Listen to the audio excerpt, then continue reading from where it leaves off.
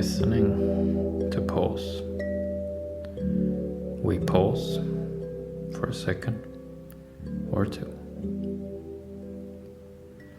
This is episode 81, Listening, Part 2.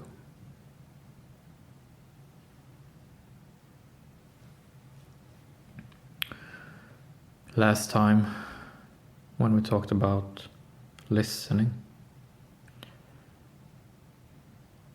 we talked about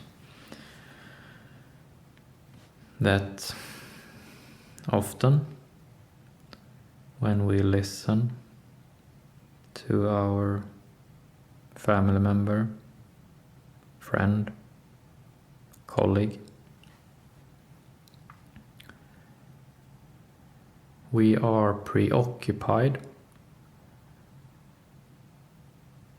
while listening, preoccupied with thinking about what we will answer, and consequently not really listening that well.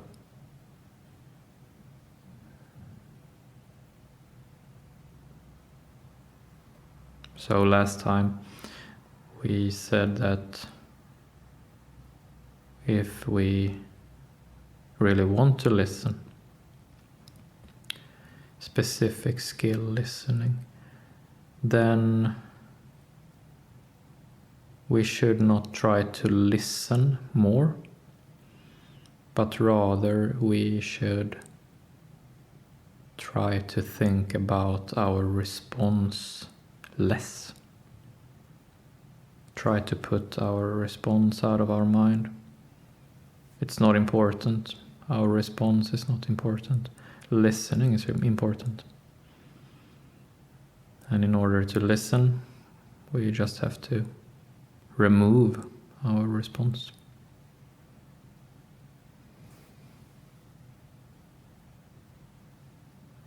Today,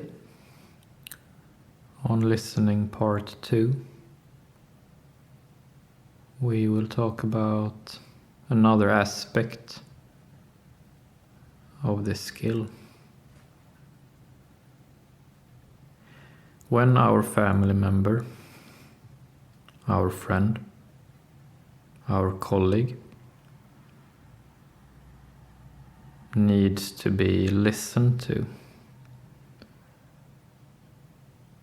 when they are confused, when they need to try different things, when they need to try saying different things, taking the words in our mouth, when they really need to explore, to twist and turn and bend and break and try again. When this is the case, when we are listening to such a person that really needs to explore many possibilities, then we need to be unyielding.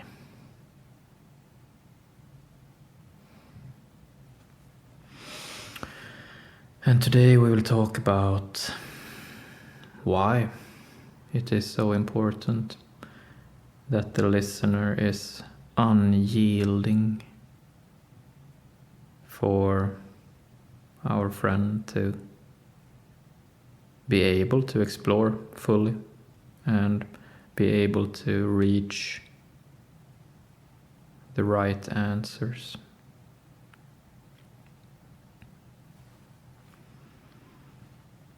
So if we start with the opposite, let's say that we are not unyielding, we as the listeners. Let's say that we are, agreeable.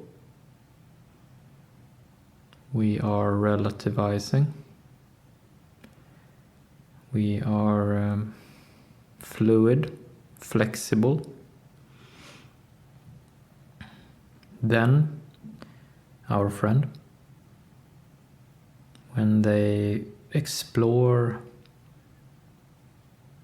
more novel things, more insecure things, more uncharted territory, then we, as the listener, will just feel, to the person exploring, we will just feel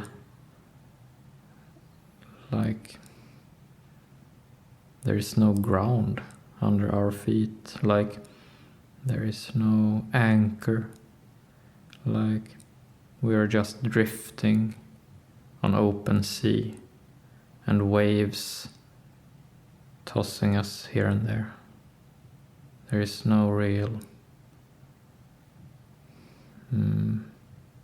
stability.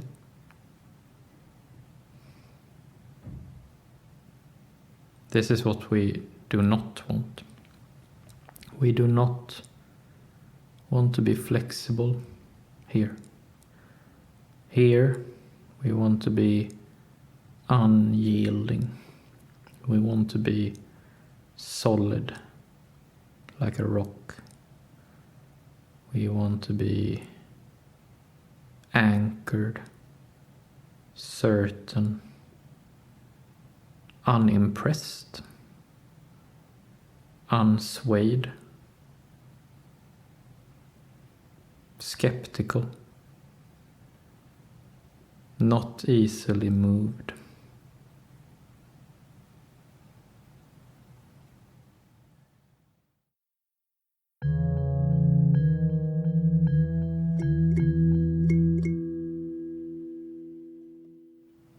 And when we are like this, hard, fair but hard, and respectful but skeptical, warm but harsh. When we are like this, when we are listening, when we are unyielding, then our family member, our friend, our colleague may explore everything and anything and reach the right answers.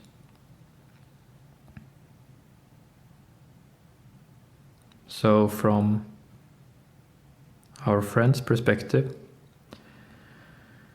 they are confused. They have no good answers to their predicament.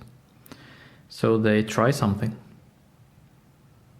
So they go in one direction and try something out. And then they sort of evaluate that experience. And then they come back to us, metaphorically speaking.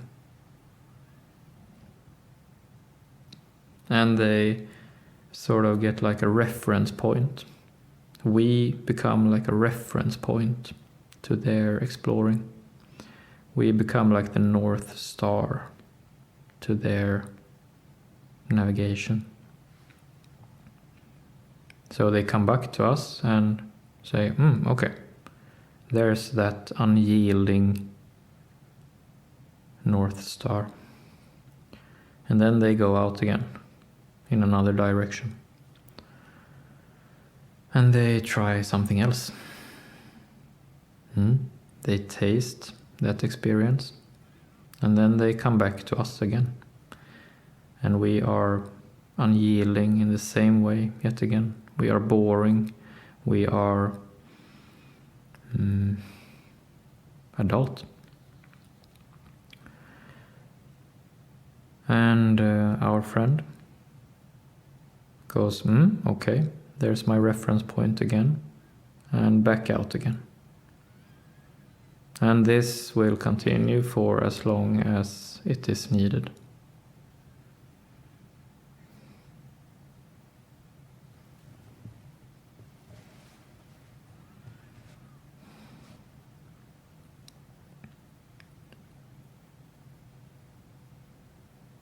Oftentimes, when we talk about listening,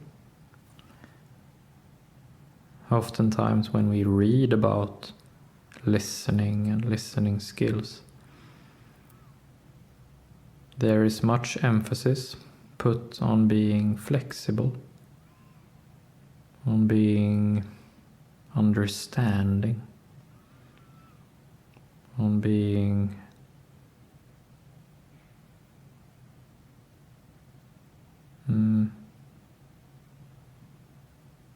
emphatic, to show empathy.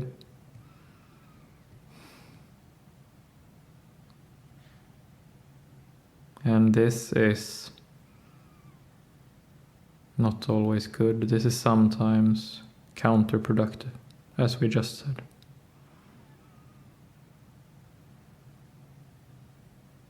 Oftentimes, our friend, our family member, our colleague needs someone to be angry with, someone to sort of direct their strong energy towards, someone to spar with, someone to curse at when they are at their most confused. And then later, when they come around, when they reach their answers, then they can say, I'm sorry, or something like that.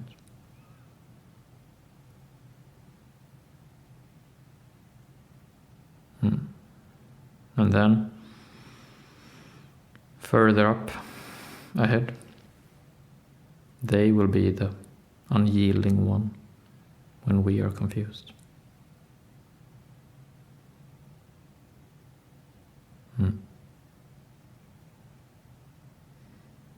This is the way.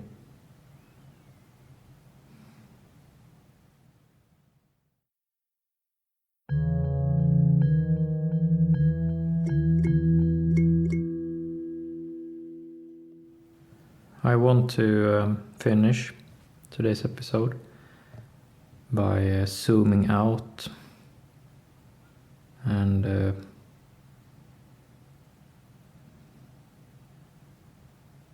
having a bit wider perspective on the same topic.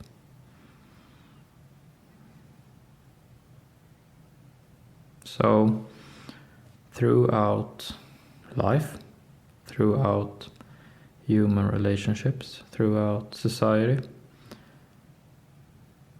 there are all of these opposing camps, all of these opposing views, all of these opposing polar extremes who just fight all the time.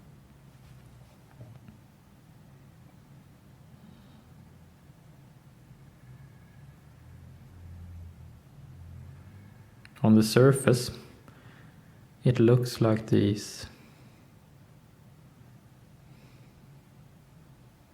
poles of opposites.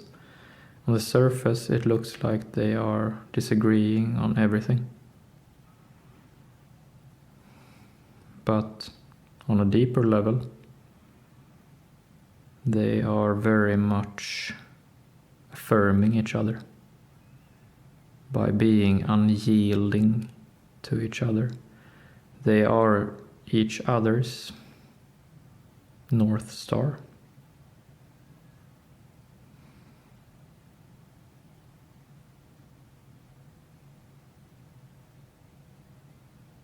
And fighting and being unyielding in a couple or in a spectrum of opinions, it is very intimate and it is very healthy.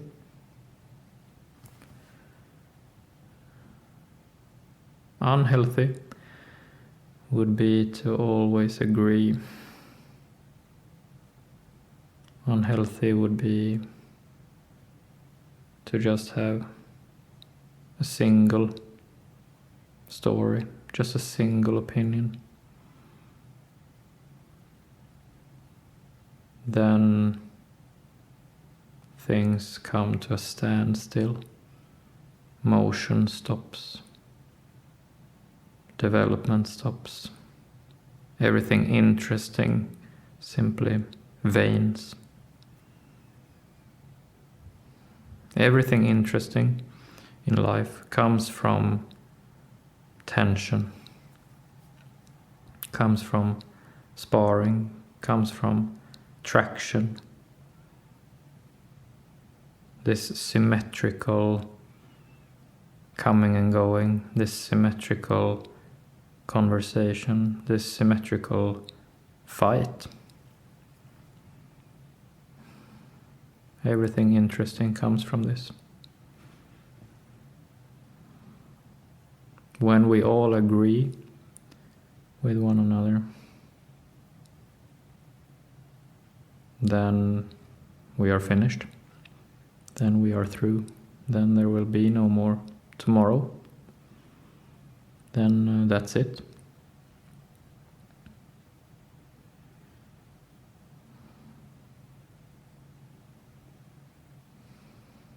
To be unyielding when we listen. To be unyielding in different ways throughout life is to do our part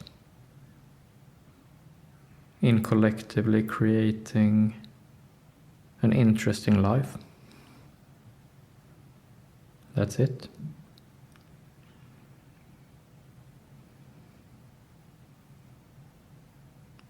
We should annoy each other. We should even hate each other. This is healthy.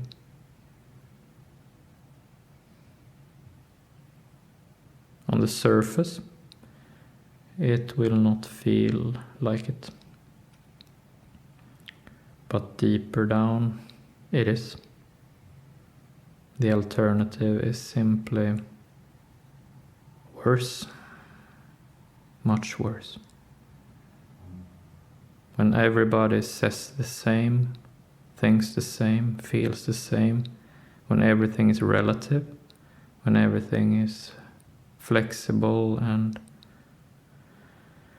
when everybody shows empathy with everybody, that's much, much worse. Then we lose everything.